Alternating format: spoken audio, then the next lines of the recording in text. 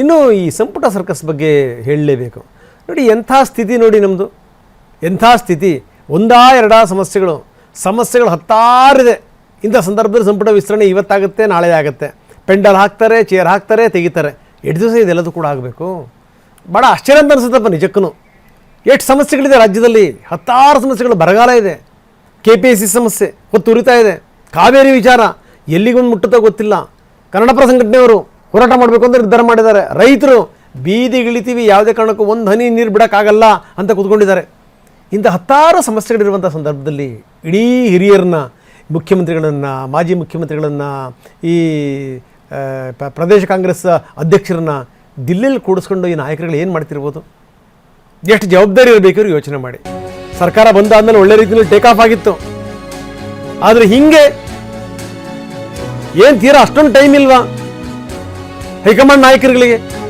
ಒಂದು ಪಟ್ಟಿ ಫೈನಲ್ ಮಾಡೋದು ಅನ್ನುವಂಥದ್ದು ದೊಡ್ಡ ಸಂಗತಿನ ಅದು.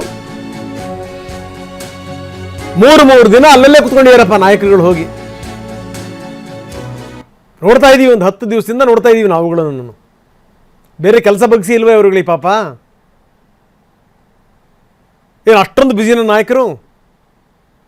ಇಡೀ ದೇಶಾದ್ಯಂತ ಇರೋದು 3 ಮತ್ತೊಂದು ರಾಜ್ಯ. ನಿಮಗೆ ಕೊಡೋಕ್ಕೆ ಟೈಮ್ ಇಲ್ಲ. ಸಹಜವಾಗಿ ರಾಜ್ಯ ನಾಯಕರು ಬೇಸರ ಆಗಿದ್ದಾರೆ. ಯಾಕೆ ಹಿಂಗೆ ಹಿರಿಯ ನಾಯಕರನ್ನು ಕರ್ಕೊಂಡೋಗಿ ಕಾಯಿಸಬೇಕು? CM ಇಂದ ಹಿಡಿದು, ಮಾಜಿ CM ಇಂದ ಹಿಡಿದು KPCC ಅಧ್ಯಕ್ಷರ ತನಕ, ಹಿರಿಯ ನಾಯಕರುಗಳ ತನಕ ಚಾತಕ ಪಕ್ಷಿಗಳ ಥರ ಕಾಯ್ತಾ ಕೂತ್ಕೊಂಡಿದ್ದಾರೆ. ಚಾತಕ ಪಕ್ಷಿಗಳ ಥರ ಕೇಳೋರಿಲ್ಲ ಹೋಗಿ ಅವ್ರನ್ನ. ಏನರಪ್ಪ ನೀವು ಯಾಕೆ ಬಂದ್ರಿ, ಏನು ಎತ್ತ?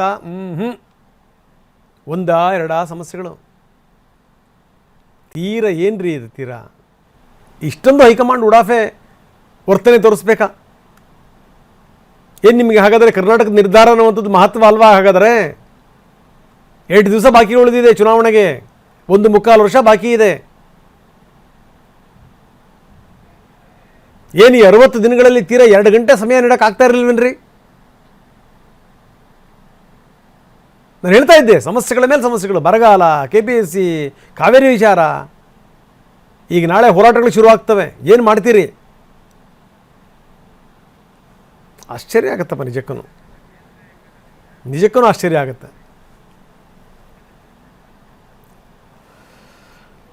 ಬನ್ನಿ, ನಮ್ಮ ಪ್ರತಿನಿಧಿ ಪ್ರಸನ್ನ ಈಗ ನಮ್ಮೊಂದಿಗೆ ನೇರ ಸಂಪರ್ಕದಲ್ಲಿದ್ದಾರೆ. ಪ್ರಸನ್ನ, ನಿಜಕ್ಕೂ ನಾಯಕರುಗಳಿಗೆ ಈಗ ದೊಡ್ಡ ಚಿಂತೆ ಏನು ಗೊತ್ತಾ? ಎಷ್ಟು ಸಮಸ್ಯೆಗಳಿದೆ ಅನ್ನುವಂಥದ್ದಲ್ಲ, ವಾಪಸ್ ಕ್ಷೇತ್ರಕ್ಕೆ ಹೋಗಿ ಹೆಂಗೆ ಮುಖ ತೋರಿಸ್ಬೇಕು ಅಂತ.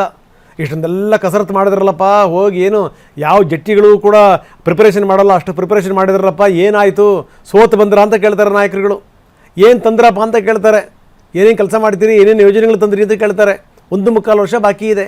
ಇಂಥ ಸಂದರ್ಭದಲ್ಲಿ ಹಿಂಡೂ ದಂಡು ಕರ್ಕೊಂಡೋಗಿ ಮುಖ್ಯಮಂತ್ರಿಗಳ ಸಹಿತವಾಗಿ, ಮುಖ್ಯಮಂತ್ರಿಗಳು, ಮಾಜಿ ಮುಖ್ಯಮಂತ್ರಿಗಳು, KPCC ಅಧ್ಯಕ್ಷರು, ಹಿರಿಯ ನಾಯಕರುಗಳು ಎಲ್ಲರೂ ಹೋಗಿ ದಿಲ್ಲಿಯಲ್ಲಿ ಕೂತ್ಕೊಂಡಿರಲ್ಲ. ಏನಿದೆ ಅರ್ಥ? ಏನಿದು? ಇದಕ್ಕೇನು ಒಂದು ಪರಿಹಾರ ಅನ್ನುವಂಥದ್ದು ಸಿಗಲ್ಲ. ಎಷ್ಟು ಬಾರಿ ಪೆಂಡಲ್ ಹಾಕಬೇಕು, ಎಷ್ಟು ಬಾರಿ ಚೇರ್ಗಳು ಹಾಕಬೇಕು, ಎಷ್ಟು ಬಾರಿ ತೆಗಿಬೇಕು ಲೋಕಭವನದಲ್ಲಿ? ಪ್ರಸನ್ನ, ಏನು ನಡೀತಾ ಇದೆ? ರಂಗನಾಥ್, ರಾಹುಲ್ ಗಾಂಧಿ ಅವರಿಗೆ ಕರ್ನಾಟಕದ ನಾಯಕರನ್ನ ಕಂಡ್ರೆ ಅದ್ಯಾಕೋ ಬಹಳ ಪ್ರೀತಿ ಹೆಚ್ಚಾದಂತೆ ಕಾಣಿಸ್ತಾ ಇದೆ. ಅದಕ್ಕೋಸ್ಕರವೇ ತಮ್ಮ ಕಣ್ಮುಂದೆ ಎಲ್ಲರೂ ಓಡಾಡ್ಕೊಂಡಿರ್ಲಿ ಅನ್ನುವಂತ ಕಾರಣಕ್ಕೋಸ್ಕರ ದೆಹಲಿಗೆ ಕರೆಸಿ ಕೂರಿಸ್ಕೊಂಡಂತೆ ಲೆಕ್ಕಾಚಾರವನ್ನ ನೋಡಿದ್ರೆ ಹಾಗೆ ಅನಿಸ್ತಾ ಇದೆ. ಕಳೆದ 4 ದಿನಗಳಿಂದ ಮುಖ್ಯಮಂತ್ರಿಗಳು ತಮ್ಮ ಎಲ್ಲ ಕೆಲಸವನ್ನ ಬಿಟ್ಟು ಹೋಗಿ ದೆಹಲಿಯಲ್ಲಿ ಕೂತಿದ್ದಾರೆ. ಮಾಜಿ ಮುಖ್ಯಮಂತ್ರಿಗಳು ಮೈಸೂರಿಂದ ದೆಹಲಿಯಿಂದ ಮೈಸೂರು ಓಡಾಡಿ ಒಂದು ರೀತಿಯ ಬೇಸತ್ತು ಹೋಗಿದ್ದಾರೆ. KPCC ಅಧ್ಯಕ್ಷ BK ಹರಿಪ್ರಸಾದ್ ಅವರು ಕೂಡ ಅಲ್ಲಿಯೇ ಠಿಕಾಣಿ ಹೂಡಿದ್ದಾರೆ. ಶಾಸಕರು ತಮ್ಮ ಕ್ಷೇತ್ರಗಳನ್ನ ಮರ್ತಿದ್ದಾರೆ, ಅವರ ಸಮಸ್ಯೆಗಳನ್ನ ಮರ್ತಿದ್ದಾರೆ, ಜನರ ಸಮಸ್ಯೆಗಳನ್ನ ಮರ್ತಿದ್ದಾರೆ. ಅವರೆಲ್ಲರೂ ಕೂಡ ಹೋಗಿ ದೆಹಲಿಯಲ್ಲಿ ಕಾದು ಕೂರುವಂತಹ ಪರಿಸ್ಥಿತಿಯನ್ನ ನಿರ್ಮಾಣ ಮಾಡಿದಂತಹ ಹೈಕಮಾಂಡ್ ಕಲ್ಚರ್ನ ಬಗ್ಗೆ ಇದೀಗ ಕಾಂಗ್ರೆಸ್ನ ನಾಯಕರು ಈ ಹಿಂದೆ ಬಹಳ ವಿರೋಧವನ್ನ ಮಾಡ್ತಾ ಇದ್ರು. ಈಗ ಇದೇ ಹೈಕಮಾಂಡ್ ಕಲ್ಚರ್ಗೆ ಎಲ್ಲರೂ ಕೂಡ ಸರೆಂಡರ್ ಆಗ್ಬಿಟ್ರ ಅನ್ನುವಂತ ಅನುಮಾನಗಳು ಮೂಡ್ತಾ ಇದ್ದಾವೆ. ಇದೇ ಕಾಂಗ್ರೆಸ್ನ ನಾಯಕರು 2018-19 ಆಸುಪಾಸಿನಲ್ಲಿ ಯಡಿಯೂರಪ್ಪನವರು ಮುಖ್ಯಮಂತ್ರಿ ಆಗ್ತಾರೆ ಅನ್ನುವಂತ ಕಾರಣಕ್ಕೋಸ್ಕರ ತಡರಾತ್ರಿ ಸುಪ್ರೀಂ ಕೋರ್ಟ್ನ ಮೆಟ್ಟಿಲನ್ನ ಹತ್ತಿದ್ರು. ಅವತ್ತು ಕಣ್ಣಿಗೆ ಎಣ್ಣೆ ಬಿಟ್ಕೊಂಡು ಮಧ್ಯರಾತ್ರಿ ಕೂಡ ಎಚ್ಚರ ಇದ್ದು ಸರ್ಕಾರ ರಚನೆಗೆ ಏನು ಕಸರತ್ತುಗಳು ಬೇಕೋ ಅದೆಲ್ಲವನ್ನೂ ಕೂಡ ಮಾಡಿದ್ರು. ಈಗ ನೋಡಿದ್ರೆ ಆ ರೀತಿ ಒಂದು ಅರ್ಧ ಗಂಟೆ ಸಮಯ ಕೊಡೋದಕ್ಕೂ ಕೂಡ ಯಾಕೋ ರಾಹುಲ್ ಗಾಂಧಿ ಅವರಿಗೆ ಮತ್ತು AICC ನಾಯಕರಿಗೆ ಮನಸ್ಸಿದ್ದಂತೆ ಕಾಣಿಸ್ತಾ ಇಲ್ಲ. ಇರಬಹುದು ಎಲ್ಲ ಬೆಳವಣಿಗೆಗಳ ನಡುವೆಯೂ ಕೂಡ ಒಂದು ಅರ್ಧ ಗಂಟೆ ಸಮಯವನ್ನ ಕೊಟ್ಟು ಕರ್ನಾಟಕದ ವಿಷಯವನ್ನ ಬಗೆಹರಿಸುವಂತದ್ದು ದೊಡ್ಡ ಕೆಲಸ ಆಗಿರಲಿಲ್ಲ. ಎಷ್ಟರ ಮಟ್ಟಿಗೆ ಹಾಸ್ಯಾಸ್ಪದ ಬೆಳವಣಿಗೆಗಳು ನಡೀತಾ ಇದಾವೆ ಅಂದ್ರೆ ಪದೇ ಪದೇ ಸರ್ಕಾರದ ಕಡೆಯಿಂದ ಲೋಕಭವನಕ್ಕೆ ಮಾಹಿತಿ ರವಾನೆ ಮಾಡೋದು, ನಾಳೆ ಮುಹೂರ್ತ ಫಿಕ್ಸ್ ಮಾಡ್ಕೊಳ್ಳಿ ಅಂತ ಹೇಳೋದು, ತಿಬ್ಬಾದೇವಿ ಟೆಂಟ್ ಅವರಿಗೆ ಹೇಳೋದು, ಅವ್ರು ಹೋಗಿ ರಾಜಭವನದಲ್ಲಿ ಟೆಂಟ್ ಹಾಕೋದು, ಬಳಿಕ ಅಲ್ಲಿಂದ ಟೆಂಟ್ ಎತ್ತುವಂಥದ್ದು. ಇದೇ ರೀತಿಯಲ್ಲಿ ಕಳೆದ 2 ವಾರಗಳಿಂದ ನಿರಂತರವಾಗಿ ನಡೀತಾ ಇದೆ. ಒಂದು ಹಂತದಲ್ಲಿ ಪೊಲೀಸರ ಬಂದೋಬಸ್ತ್ಗೆ ಪಾಯಿಂಟ್ಗಳನ್ನು ಕೂಡ ಅಲೋಕೇಶನ್ ಮಾಡಾಗಿತ್ತು, ಇಂಥ ಪಾಯಿಂಟ್ ಅಲ್ಲಿ ಇಂಥ ಪೊಲೀಸರು ಇರಬೇಕು ಅಂತೇಳಿ. ಈಗ ನೋಡಿದ್ರೆ ಆ ಸಮಯವನ್ನು ಕೂಡ ಮುಂದೂಡಲಾಗಿದೆ. ಇದು ಮಂಟಪ ರೆಡಿ ಇದೆ, ಹಾರ ತುರಾಯಿ ರೆಡಿ ಇದೆ, ಪುರೋಹಿತರು ಕೂಡ ರೆಡಿ ಇದ್ದಾರೆ, ಆದ್ರೆ ಗಂಡು ಹೆಣ್ಣು ಯಾರು ಅನ್ನುವಂಥದ್ದೇ ಗೊತ್ತಿಲ್ಲ ಅನ್ನುವಂಥ ಪ್ರಸಂಗ ಆಗಿ ಹೋಗ್ತಾ ಇದೆ. ಹೀಗಾಗಿ ಸರ್ಕಾರ ಮತ್ತು ಹೈಕಮಾಂಡ್ ನ ನಡುವಿನ ಈ ರೀತಿಯ ತಿಕ್ಕಾಟ ಬೇರೆ ಬೇರೆ ರೀತಿಯ ಅರ್ಥಗಳನ್ನ ಕೊಡ್ತಾ ಇದೆ. ಉದ್ದೇಶಪೂರ್ವಕವಾಗಿ ರಾಹುಲ್ ಗಾಂಧಿ ಅವರು ಸಮಯ ಕೊಡ್ತಾ ಇಲ್ವಾ ಅನ್ನುವಂಥ ಅನುಮಾನಗಳು ಮೂಡ್ತಾ ಇದ್ದಾವೆ. ನಿನ್ನೆ ನಿಜ ರಾಹುಲ್ ಗಾಂಧಿ ಅವರ ಸಂಸತ್ನಲ್ಲಿ ಹೋರಾಟದ ಸ್ವರೂಪದ ಏನು ಮಾತುಗಳಿತ್ತು ಅದೆಲ್ಲವೂ ಆದ ಬಳಿಕವೂ ಕೂಡ ಕರ್ನಾಟಕದ ನಾಯಕರಿಗೆ ಒಂದು ಅರ್ಧ ಗಂಟೆ ಸಮಯವನ್ನ ಮೀಸಲಿಟ್ಟು ಚರ್ಚೆಯನ್ನ ನಡೆಸಬಹುದಾಗಿತ್ತು. ಜೊತೆಗೆ ಅದೇನು ರಾಕೆಟ್ ಸೈನ್ಸ್ ಅಲ್ಲ ಅನ್ನುವಂಥದ್ದನ್ನ ಕಾಂಗ್ರೆಸ್ನ ನಾಯಕರು ಹೇಳ್ತಾರೆ. ಹೀಗಿದ್ದು ಕೂಡ ರಾಜ್ಯ ನಾಯಕರಿಗೆ ರಾಹುಲ್ ಗಾಂಧಿ ಅವರ ಸಮಯ ಸಿಗ್ತಾ ಇಲ್ಲ ಅನ್ನುವಂಥದ್ದನ್ನು ಗಮನಿಸಿದ್ರೆ ಇವತ್ತಾದ್ರೂ ಸಮಯ ಸಿಗಬಹುದು ಅನ್ನುವಂಥ ನಿರೀಕ್ಷೆ ಇತ್ತು.